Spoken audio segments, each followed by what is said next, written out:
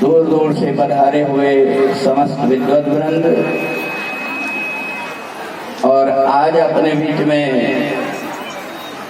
जो ताल केसरी हैं, जिनके पूरे देश में जिनके नाम से जाना जाता है, जिनके हाथ की उंगलियों का कमाल आप कई वर्षों से देख रहे हैं, ऐसे अपने बीच में मुकेश चतुर्वेदी जी, सज्जनों देवियों,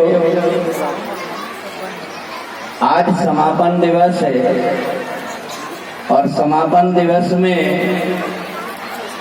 जिस प्रकार से आपने अपने मेहमानों के जो आए हुए हैं तो घर घर में पूड़ी बनी हुई है और बड़े बना करके खिलाए।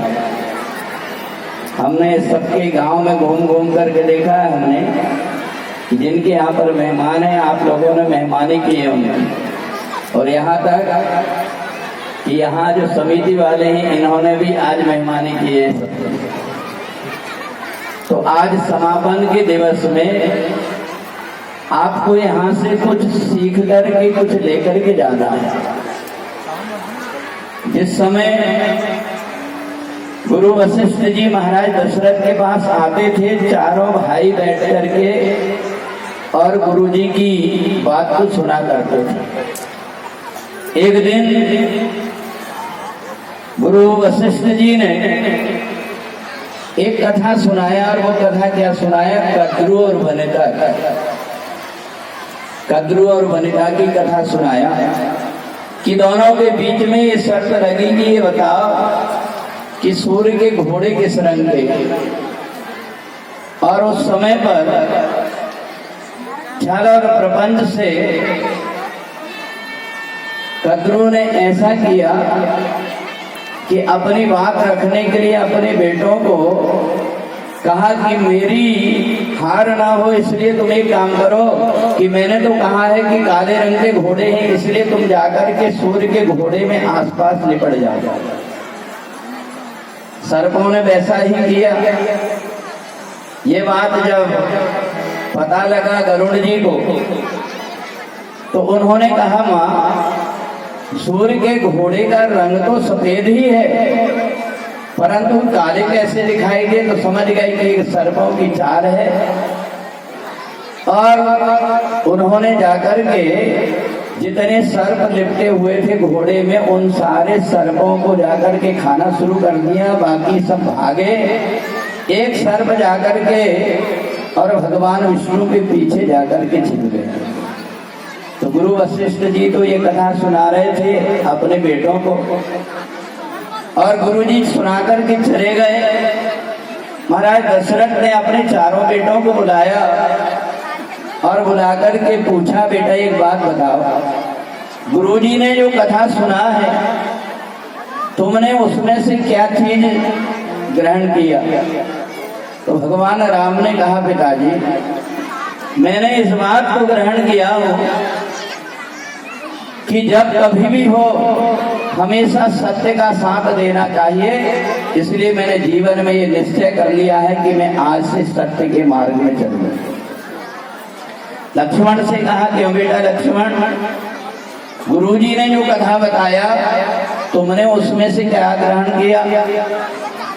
बोले, पिताजी, मैंने ये ग्रहण किया हूं कि अगर कहीं कोई विपत्ति आए तो परमात्मा की शरण ले लेना चाहिए। जैसे परमात्मा की शरण लेने में वो सर्प बच गया, ऐसे ही मैंने सोचा है कि जब कभी वो कोई विपत्ति का समय आए तो परमात्मा की शरण ग्रहण कर लेना चाहिए। और भरत जी से पूछा, बेटा भरत, तुम बताओ, गुरुजी ने जो कथा सुनाया तुमने क्या ग्रहण किया? बोले, पिताजी, मैंने ये ग्रहण किया कि चाहे अपना कितना भी प्रिय क्यों ना हो, अगर वो अन्याय के मार्ग में जा रहा है तो उसका कभी साथ नहीं देना चाहिए। और शत्रुघ्न से पूछा, बेटा ये बताओ, तुमने क्या सीखा?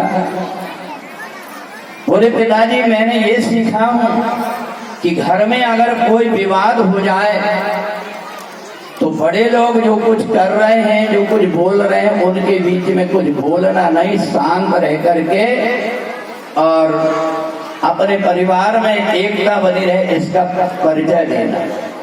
तो देखना कथा तो एक ही थी, परंतु उस कथा के अलग अलग अर्थ चारों भाइयों ने लिया। अब आप लोगों में से भी इतने आए हुए हैं, 5 दिन तक के रामचरितमानस की कथा आपने सुना। एक बार एक बहन जी ने कहा कि हम तो कथा 1 घंटे तक के अपने गला फाड़ फाड़ करके कहते हैं, आप लोग सुन करके आपस में बात करते रहते हो, कुछ लेकर के भी जाती हो कि नहीं? तो बहुत सी माता जी जो है उन्होंने नीचे सिर कर लिया, बोले बताओ तुम लेकर के जाते हो? उन्होंने सबने नीचे सिर कर लिया। एक लड़का खड़ा हो गया, बोले बहन जी मैं तो रोज लेकर के जाता। बोले क्या लेकर के जाते? बोले 1 जोड़ी चप्पल ले जाता। तो जहां हम भगवान की कथा में आए हैं, आज आपने अभी सुना हमारे देश में जहां पर कन्या को देवी के रूप में अपन पूजते हैं, नवरात्रि में आज बेटियों को अपनी जेब में, अपने बैग में मिर्ची के पाउडर और चाकू लेकर के चलने की आवश्यकता क्यों हो रही है? इसका आपने कारण सोचा कभी?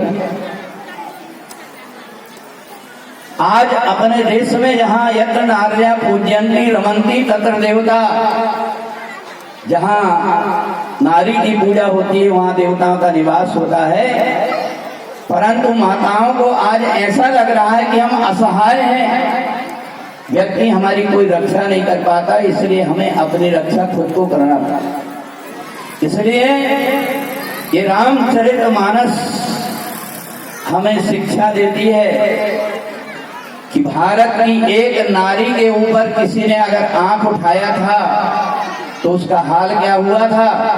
रहा न कुल कोई रोवन हारा, राम विमुख अस हाथ तुम्हारा।